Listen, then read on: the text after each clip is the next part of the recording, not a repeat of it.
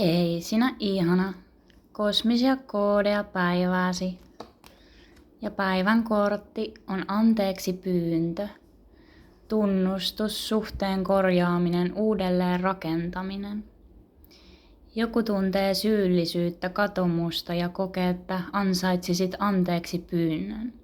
Hän haluaisi tulla lähellesi ja pyytää anteeksi käytöstään, tekemisiään, valintojaan. Sinä olet hänelle tärkeä ja merkitset hänelle ja hän haluaisi näyttää tämän sinulle. Anteeksi antaminen on tie emotionaaliseen vapauteen. Ehkä joidenkin teistä olisi syytä pyytää anteeksi itseltänne jotakin. Antaa anteeksi itsellenne. Vilpittömyyden voima.